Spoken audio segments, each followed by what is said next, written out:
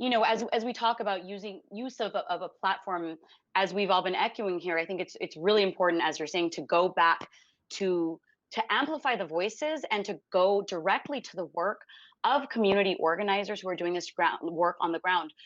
We already, invoked the name of Youth Justice Coalition, which I think is they've been at the forefront, really, at least in LA, of and I think the words that they use are so specific and so important, because naming things is really one of the first steps towards liberation and justice, right? So they talk about working with Black and brown families and people who have been affected by police terrorism.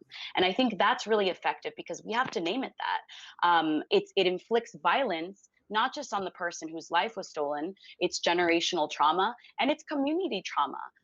Because there's a distrust, and there's also there's this elevated exposure to violence. So in terms of the march, so I was at the initial Father's Day march for Andres Guardado, and that one was organized by Unión del Barrio.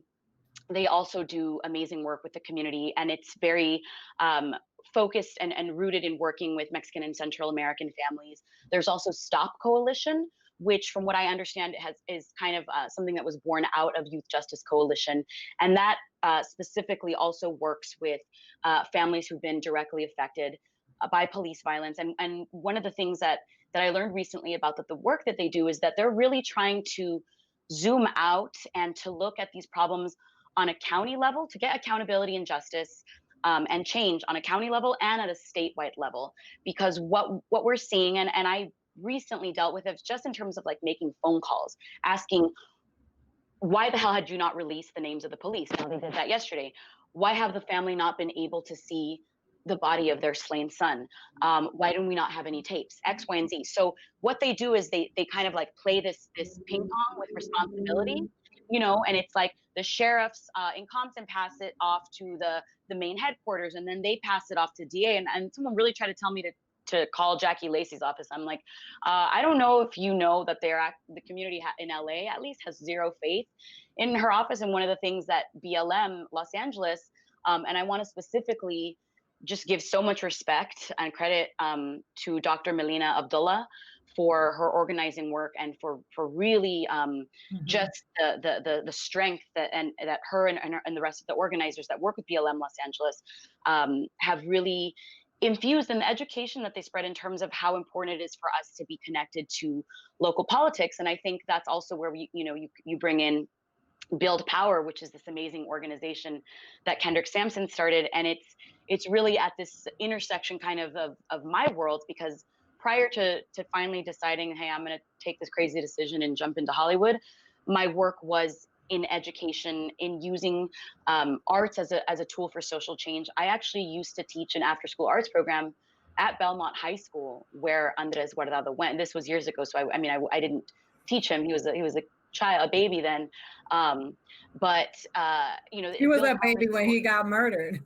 Yeah, exactly. That's another thing. It's like how it's really interesting, the language, and this is again going to this point of like the language that we use is so important, because even in the LA Times article that named the police officers or the sheriffs that killed him, they referred to him as the 18-year-old man, a man. And sure, he could vote. I guess he could buy cigarettes, but I don't know how much he got to solidify his identity and his passions, and really activate what his plans and goals for his life were going to be, to reach this level of manhood, right? This adult state. And you're absolutely right to speak to that. But I think, just one final thing in this thread is that at that march and that we were at on Wednesday, and it was so funny because I was like standing there melting, and it's hard to see who's who. And I look over to my left, and I was like, is that Julissa? Should I say, I don't know, because, our masks are covering us. But one thing that was really beautiful is that so much space was created and held for the families of Andres Guardado.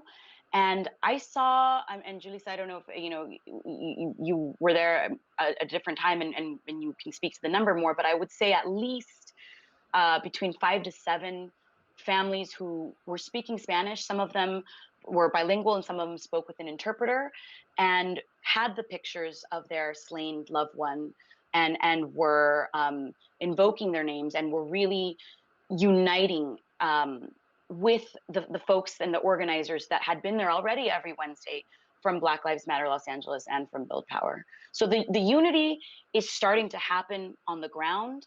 I think that it's really disheartening when we do see those comments online, because I've seen them, and I've gotten them DM'd, and someone told me to go back to Mexico because I'm ungrateful because I was talking about racism and anti-Blackness in our community. So we got a lot of work to do, but I think if we always go back to look at the work that has been done for decades on the ground, then it's easier to tune out the other the mess.